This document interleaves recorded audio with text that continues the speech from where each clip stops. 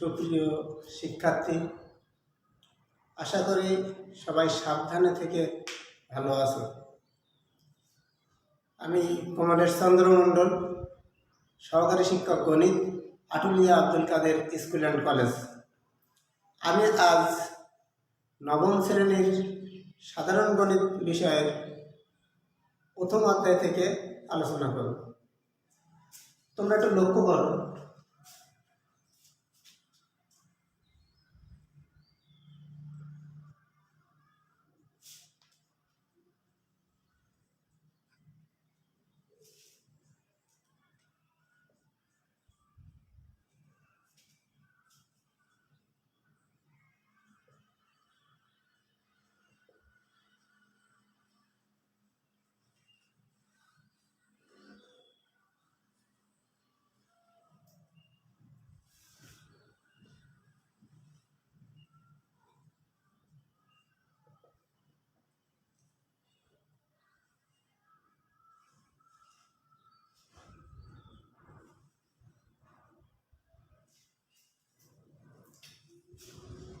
আমি কি লিখলাম বোর্ডে। আশা করি সবাই এর সাথে পরিচিত। এগুলো হলো সংখ্যা। এই সংখ্যাগুলোর হিসাব নিকাশ আমরা এর আগেও করেছি। আজ আবার এই সম্পর্কে একটু ধারণা লাভ করব। আসলে এই সংখ্যাগুলো হলো বাস্তব সংখ্যা। আমরা এটা যদি বাস্তব সংখ্যা বলি, তাহলে অবাস্তব সংখ্যা বলে কি আসলে কিছু আছে? হ্যাঁ, অবাস্তব সংখ্যা বলেও কিছু আছে। গণিত বাস্তব ও চিন্তা জগৎ অর্থাৎ কাল্পনিক জগতের কল্পনা করেও অনেক সংখ্যার হিসাব নিকাশ করে। গণিতের হিসাব নিকাশ শুধু বাস্তব সংখ্যা নিয়ে না, কাল্পনিক সংখ্যা নিয়েও হিসাব নিকাশ হয়। তবে তোমাদের এখানে নবম দশম শ্রেণী পর্যন্ত যা আছে তা হলো শুধুমাত্র বাস্তব সংখ্যা। পরিমাণকে প্রতীক দিয়ে সংখ্যা আকারে প্রকাশ করার পদ্ধতি থেকে গণিতের উৎপত্তি। গ্রিক দার্শনিক অ্যারিস্টটলের মতে প্রাচীন মিশরের পুরোহিত সম্প্রদায়ের অনুশীলনের মাধ্যমে গণিতের আনুষ্ঠানিক অভিষেক ঘটে। তাই বলা যায় সংখ্যাভিত্তিক গণিতের সৃষ্টি যীশু খ্রিস্টের জন্মের প্রায় 2000 বছর পূর্বে। এরপর নানা জাতি ও সভ্যতার হাত ধরে সংখ্যা ও সংখ্যারীতি আধুনিক একটি সার্বজনীন রূপ লাভ করেছে। তাহলে আমরা একটু অবাস্তব বা কাল্পনিক সংখ্যার যে একটা উদাহরণ দেখে নিই, তাহলে আমাদের বাস্তব আর অবাস্তব সম্পর্কে একটা ধারণা থাকবে, যেটা সংখ্যাকে পার্থক্য করতে সুবিধা হবে। ধরে নাও 3/0। তাহলে এইটা কি? এটা যদি আমরা ভাগ করি, 3কে যদি আমরা ভাগ করি 0 দ্বারা, 3কে যদি আমরা ভাগ করি তাহলে কতবার যায়? 1 0 0, 5 0 0। যদি আমরা 10 0 0 দিই, 100 0 0 হবে, 1000 0 গুণ করলে 0 হবে। এভাবে যদি আমরা বাড়াতে থাকি তাহলে অসীম পর্যন্ত গেলেও এখানে 0 ছাড়া আর কিছুই পাওয়া যাবে না। তাই এই সংখ্যাটাও একটা অবাস্তব বা কাল্পনিক সংখ্যা।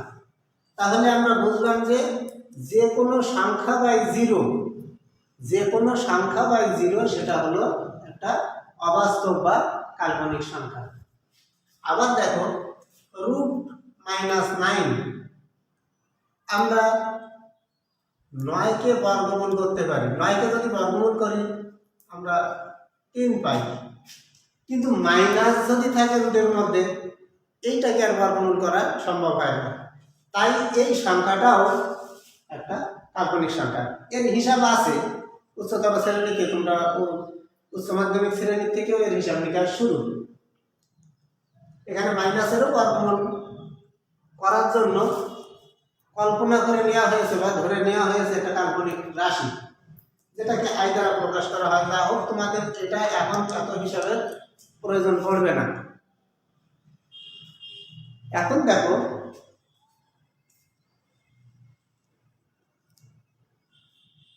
তাহলে যে কোনো সংখ্যা বাই জিরো এটাও কাল্পনিক, রুটের মধ্যে বর্গমূলের মধ্যে যদি মাইনাস থাকে, মাইনাস সংখ্যা ঋণাত্মক সংখ্যার বর্গমূল দেওয়া হয় সেটাও কাল্পনিক। এরকম আরো অনেক কাল্পনিক সংখ্যা আছে।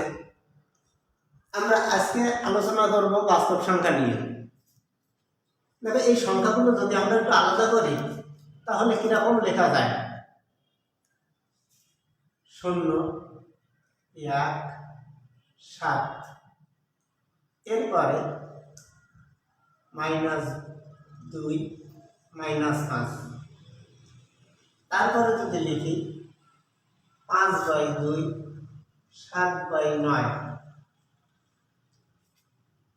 এরপরে যদি আমরা লিখি তাহলে আরেকটা সংখ্যা এখানে ঠিক আছে 2.74, 5.5333 ডট ডট, আর আছে 5.543279 ডট ডট। আরেকটা প্রকার আমরা এখানে দেখতে পাচ্ছি সেটা হলো √7, √18। এখন দেখো প্রথম যে সংখ্যাগুলো লিখেছি তার মধ্যে এটা একটা আলাদা জিনিস, এই দুটোর সামনে কোনো চিহ্ন নেই, তার অর্থ হলো যে এখানে ধনাত্মক চিহ্ন আছে। এটার সামনে কোনো চিহ্ন নেই, এখানে শূন্যের কোনো ধনাত্মক বা ঋণাত্মক চিহ্ন হয় না। তাহলে শূন্যকে বলা হয় নিরপেক্ষ সংখ্যা। শূন্য হলো নিরপেক্ষ সংখ্যা, যার ধনাত্মক বা ঋণাত্মক কোনো চিহ্ন হবে না। এখানে দেখো দুইটা সংখ্যা আছে ধনাত্মক, এখানে দুইটা সংখ্যা আছে ঋণাত্মক, এখানে আছে দুইটা সংখ্যা যা তোমরা আগেই এর সঙ্গে পরিচিত, সেটা হলো ভগ্নাংশ। এটাকে আবার বলা হয় মূলদ ভগ্নাংশ। এই দশমিকগুলো এক ধরনের ভগ্নাংশ, তবে এগুলো হচ্ছে দশমিক ভগ্নাংশ। তাহলে এই সংখ্যাগুলো আসলে কি? এই সংখ্যাগুলো হলো পূর্ণ সংখ্যা।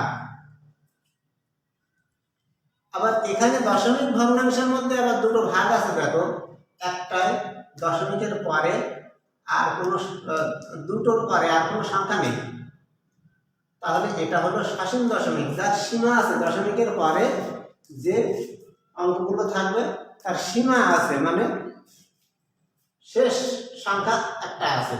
আর এর এখানে ডট ডট দেওয়ার অর্থ হচ্ছে এখানে কোনো শেষ সংখ্যা নেই, এখানেও ডট ডট দেওয়ার অর্থ হলো এখানেও কোনো শেষ সংখ্যা নেই। আবার এখানে দেখো বারবার 3 বারবার আসবে, কিন্তু এখানে কোনো মিল ওই রকম কোনো সংখ্যা আসে নেই। তাহলে এই দুটো আবার কি অসীম দশমিক, এই অসীম দশমিকের মধ্যে আবার ভাগ আছে। এটা হলো আবৃত দশমিক, এটা আবৃত করা যায়, এটা অনাবৃত দশমিক। এই সংখ্যা আর এই রুট আকারের সংখ্যাগুলো আবার একই ধরনের। এই যে √7, √18, পূর্ণ বর্গ 9 এরকম সংখ্যার বর্গমূল, এই সংখ্যাগুলোর যদি আমরা বর্গমূল নির্ণয় করি তাহলে এইরকম আকারের কোনো সংখ্যা পাওয়া যাবে। আবার ক্যালকুলেটরে দিয়েও তোমরা ওটা দেখতে পারো। তাহলে আমরা বুঝলাম যে এইখান থেকে এই পর্যন্ত এটা হচ্ছে পূর্ণ সংখ্যা। পূর্ণ সংখ্যা। এখন দেখো এই পূর্ণ সংখ্যার ভিতরে আবার দুইটা ভাগ আছে, ঋণাত্মক, তিনটা ভাগ, ঋণাত্মক, ধনাত্মক আর নিরপেক্ষ। ঋণাত্মক, ধনাত্মক আর নিরপেক্ষ সংখ্যা। এখন শুধু ধনাত্মক পূর্ণ সংখ্যাগুলো নিয়ে আবার একটা সেট আমরা ধরে নিতে পারি, সেই সেটটাকে আমরা বলি স্বাভাবিক সংখ্যা।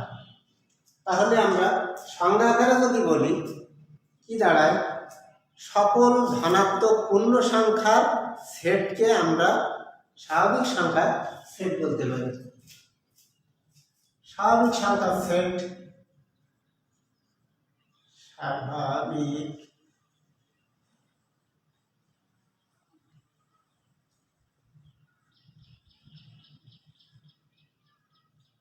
আমরা যেটা ইংরেজিতে লিখি set of all natural number.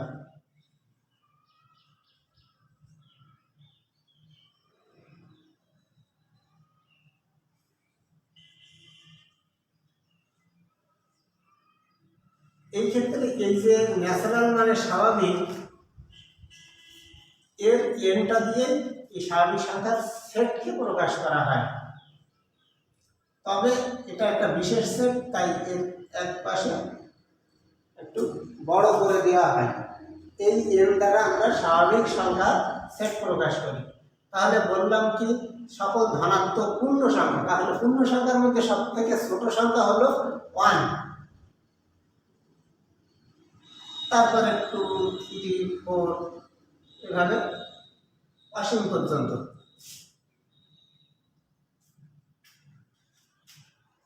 এগুলোকে আমরা বলি স্বাভাবিক সংখ্যার সেট।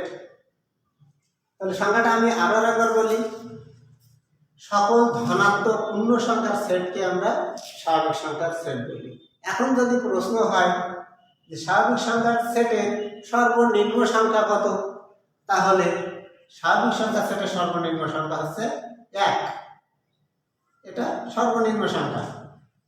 স্বাভাবিক সংখ্যা সেটের সর্বোচ্চ সংখ্যা কত, এই জায়গায় ডট ডট দেওয়ার অর্থ হলো স্বাভাবিক সংখ্যা সেটের সর্বোচ্চ সংখ্যা এখানে দেখানো হয়নি। তার অর্থ হলো কি, যে আমরা যতদূর গুনতে পারি তার থেকেও বেশি সংখ্যা আছে। তার মানে অসীম পর্যন্ত আমরা বলে দিতে পারি যে অসীম পর্যন্ত স্বাভাবিক সংখ্যা পাওয়া যেতে পারে। আমার ক্ষমতায় যত পর্যন্ত গুনতে গুনতে যতদূর যাব তার থেকেও একজনে এক বেশি গুনতে পারে। তাহলে স্বাভাবিক সংখ্যা এভাবে চলতে থাকবে, চলতে চলতে এক সময় যদি আমি হিসাব না করতে পারি তাহলে তারপরের সংখ্যাগুলো আমার কাছে অসীম। যাই হোক, এখানে শেষ সংখ্যা নেই, তার অর্থ হলো সেটা অসীম। যদি ডট ডট দেওয়ার পরে কোনো সংখ্যা এখানে শেষ না করা হয় তাহলে সেটা হয় অসীম। তাহলে স্বাভাবিক সংখ্যার সেট একটি অসীম সেট, যার সর্বনিম্ন সংখ্যা 1 এবং সর্বোচ্চ সংখ্যা নেই, তার মানে অসীম। এখন এই ঋণাত্মক এটাও পূর্ণ সংখ্যা, এই ধনাত্মক এটাও পূর্ণ সংখ্যা, আবার এই যে নিরপেক্ষ সংখ্যা এও পূর্ণ সংখ্যা। তাহলে কি দাঁড়ায়, সকল এগুলোই শুধু পূর্ণ সংখ্যা। তাহলে সকল ধনাত্মক এবং ঋণাত্মক পূর্ণ সংখ্যার সেট বা অখণ্ড সংখ্যা সেট, পূর্ণ সংখ্যা মানে অখণ্ড সংখ্যা, যা ভাঙা যাচ্ছে না বা এখানে লেখা হচ্ছে না, এখানে এই সংখ্যাগুলো হচ্ছে সকল পূর্ণ সংখ্যার সেট, যেখানে শূন্যটাও আবার ওর মধ্যে থাকবে, তাহলে কিন্তু সকল পূর্ণ সংখ্যার সেট বলা হবে। তাহলে সংখ্যা আকারে আমরা বলতে পারি শূন্য সহ সকল ধনাত্মক ও ঋণাত্মক পূর্ণ সংখ্যাকে বা অখণ্ড সংখ্যাকে আমরা সকল পূর্ণ সংখ্যার সেট বলতে পারি। সকল পূর্ণ সংখ্যার সেটকে আমরা জেড দ্বারা প্রকাশ করব। তার আগে আমরা একটু লিখে দেই, সকল পূর্ণ সংখ্যার সেট।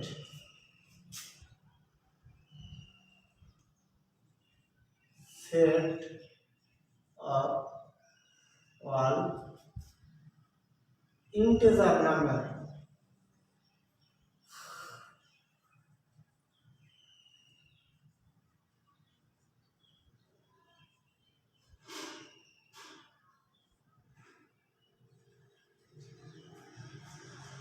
একে আমরা এই জেড দ্বারা প্রকাশ করব। তবে এটাও একটা বিশেষ সেট, তাই এখানেও একটা গাছ আমাদের বড় করা থাকে। এই বিশেষ সেটগুলো প্রকাশ করার জন্য আমরা একটা দাগ বড় করে দিই। জেডের এই মাঝের দাগটা, এন এর প্রথম দাগটা এরকম বড় করে দেখানো হয়। তাহলে জেড সমান যদি আমরা লিখতে চাই, কি কি লিখতে পারি, শূন্য আছে, শূন্যের থেকে বড় সংখ্যাগুলো ধনাত্মক সংখ্যা 1, 2 এবং এগুলো সবই অখণ্ড সংখ্যা হবে 3, এভাবে চলবে। এর থেকে ছোট সংখ্যাগুলো ঋণাত্মক সংখ্যা, শূন্যের থেকে ছোট সংখ্যাগুলো ঋণাত্মক সংখ্যা, এভাবে যদি চলে তাহলে এটা হচ্ছে সকল পূর্ণ সংখ্যার সেট, যাকে আমরা জেড দিয়ে প্রকাশ করলাম। এখানে সর্বনিম্ন সংখ্যা কত দেখো, সর্বনিম্ন সংখ্যা কেউ যদি বলে 0, তার থেকে ছোট সংখ্যা ঋণাত্মক।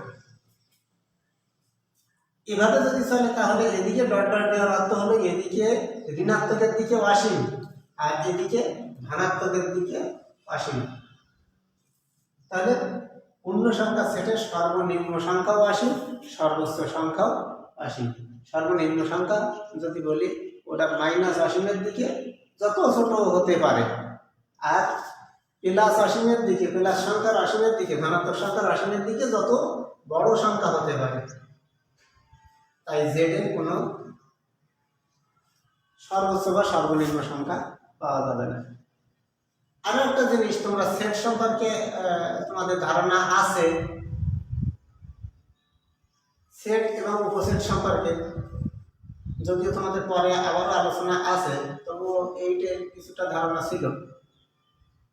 এই এন এর ভিতরে যে উপাদানগুলো আছে, এই উপাদানগুলো দেখো এখান থেকে এইদিকে সেই উপাদানগুলো সব আছে। তাহলে এন এর সকল উপাদান জেড এর মধ্যে পাওয়া যায়, তাহলে বলা যায় যে এন হলো জেড এর একটি উপসেট। উপসেটটা কি? যদি কোনো সেটের উপাদান অন্য একটি সেটে পাওয়া যায়, তাহলে সেই সেটকে ওই যে সেটে সকল উপাদান পাওয়া যাচ্ছে সেই সেটের উপসেট বলা হয়। তাহলে এখানে এন এর সকল উপাদান জেড এর মধ্যে পাওয়া যায়, তাই এন জেড এর একটা উপসেট। আমরা এভাবে লিখি, N is a subset of Z. N Z এর একটি উপসেট।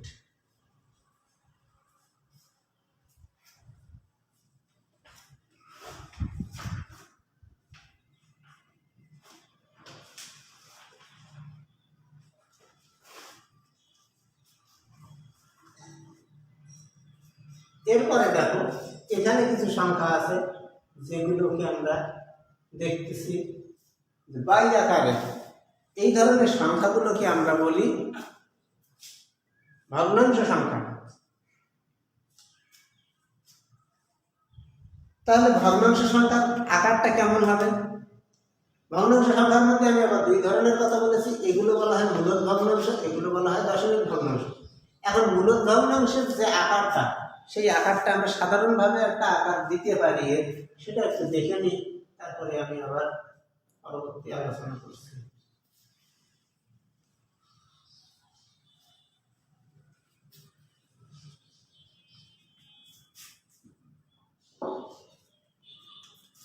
ফাইভ বাই টু, 7/9 এরকম এই সংখ্যাগুলো আবার ঋণাত্মক হতে পারে 7/9। এখন আমরা যদি এখানে একটা লিখি -3/2, তাহলে ঋণাত্মকেও ভগ্নাংশ আছে, ধনাত্মকেও ভগ্নাংশ আছে। এই ভগ্নাংশ বাই আকারে লেখা এই ভগ্নাংশগুলোকে আমরা বলি মূলদ ভগ্নাংশ, যার সাধারণ আকার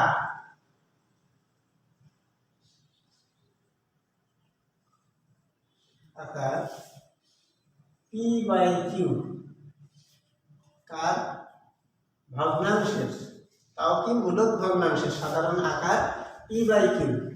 এখানে সত্য আছে, কিন্তু সত্যটা কি? এই যে নিচে যে সংখ্যাটা আসে, এই সংখ্যাটার ক্ষেত্রে শূন্যও হবে না, আবার ওয়ানও হবে না। কেন শূন্য হবে না আর কেন ওয়ান হবে না, তোমরা একটু আগেই লক্ষ্য করেছো। আমি এখানে দেখালাম যে 3/0 এটা কিন্তু একটা অসীম সংখ্যা বা অসংজ্ঞায়িত সংখ্যা। অসংজ্ঞায়িত সংখ্যা।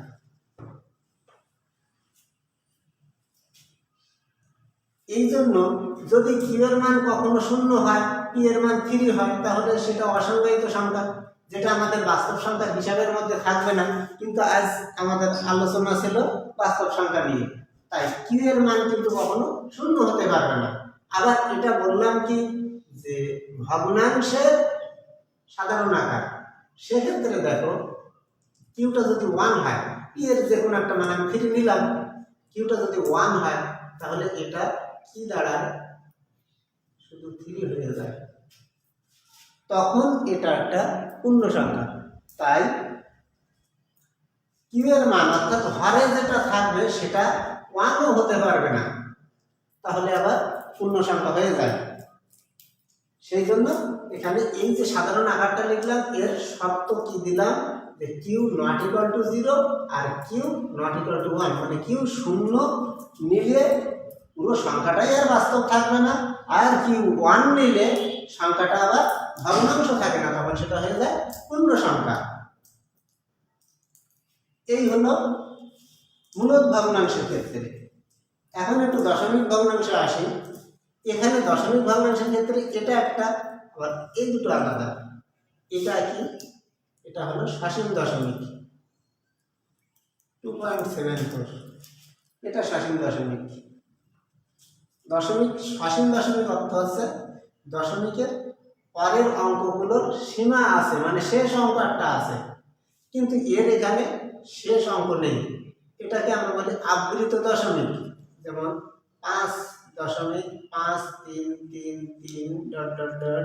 এটাকে আবার আমরা লিখতে পারি এরকম 5.53 পৌনঃপুনিক। এটাকে বলা হয় আবৃত দশমিক। মানে একই সংখ্যা যদি পরে বারবার আসে তাহলে সেটা আবৃত দশমিক। এমনও হতে পারে 6.24949949 এভাবে বারবার আসে, তাহলে এখানে কি আসে 6.249 পৌনঃপুনিক। এই পৌনঃপুনিক দিয়ে মানে বারবার যে সংখ্যাগুলো আসে সেই সংখ্যাগুলো আমরা পৌনঃপুনিক দিয়ে আবৃত করে দিই। তাহলে এটা হলো বারবার যখন একই সংখ্যা আসবে তখন সেগুলো হচ্ছে আবৃত দশমিক। সেটাও কিন্তু অসীম দশমিক, তবে সেই অসীম দশমিকটা আবৃত দশমিকেও প্রকাশ করা যায়। আর এটা অসীম দশমিক, এটা আবার আবৃতের মধ্যেও পড়ে না। এই √7, √18 এগুলো আবার এ ধরনের সংখ্যার মধ্যে পড়ে। তাই এই সংখ্যাগুলো থেকে আবার অমূলদ সংখ্যা নিয়ে আসা হয়। এই সংখ্যাগুলোকে বলা হয় অমূলদ সংখ্যা। তাহলে এটা মূলদ ভগ্নাংশ।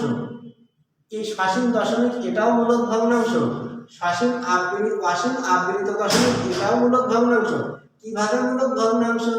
এটাকে আবার এই যে p/q সাধারণ আকারে প্রকাশ করা যায়। যেমন 2.74 এটা সমান আমরা লিখতে পারি 274/100।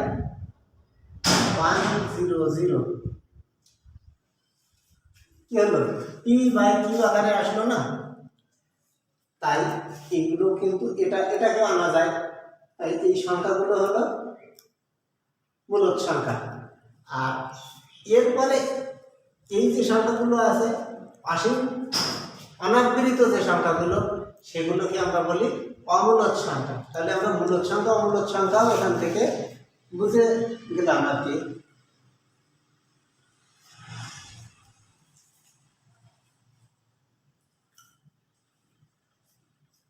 এই সংখ্যাগুলো যেহেতু p/q আকারে প্রকাশ করা যায় না, আবার এই সংখ্যাগুলো p/q আকারে প্রকাশ করা যায়, এইগুলো আবার এইগুলো p/q আকারে এমনি রয়ে গেছে।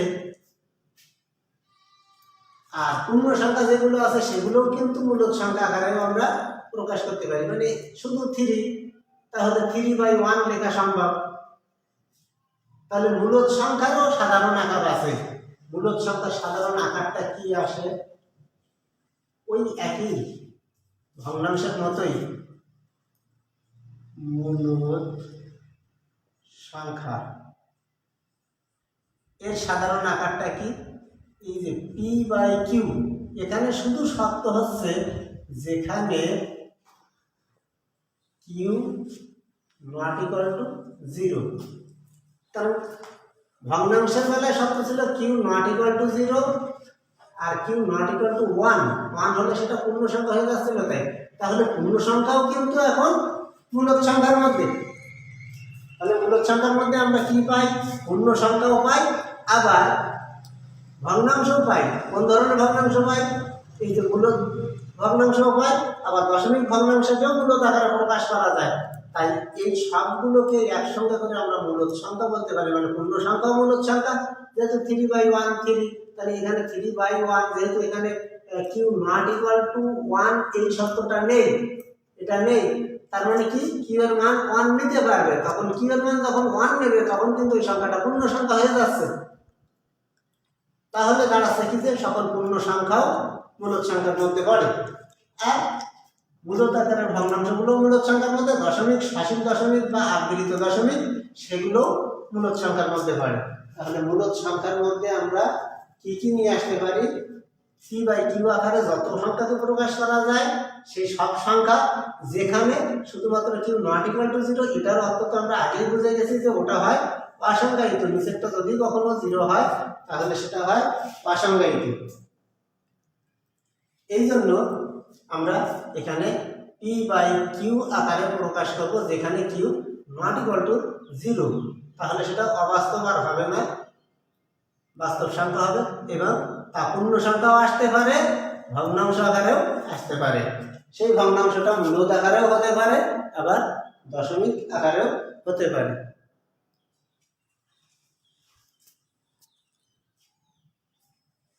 তাহলে আজ আমরা যে মূলত সংখ্যাকে আমরা কিউ দ্বারা প্রকাশ করি, মূলত সংখ্যা সেটকে। কিউটার একই অবস্থা, যেহেতু এটা একটা বিশেষ সেট, তাই এই পাশের দাগটা ডবল করে দিলাম, যে এখানে এই আমরা সাধারণ আকারটাই সেটের মাধ্যমে লিখি পি বাই কিউ, যেখানে Q not equal to zero, এভাবে লিখি। তো শিক্ষার্থী বন্ধুরা, আজ আমাদের গণিতের ক্লাস এ পর্যন্ত। আমরা আগামী দিন অমূলত সংখ্যা এবং বাস্তব সংখ্যার সেট নিয়ে আলোচনা করব। সবাইকে ধন্যবাদ। সাবধানে থাকবেন, ভালো থাকবেন।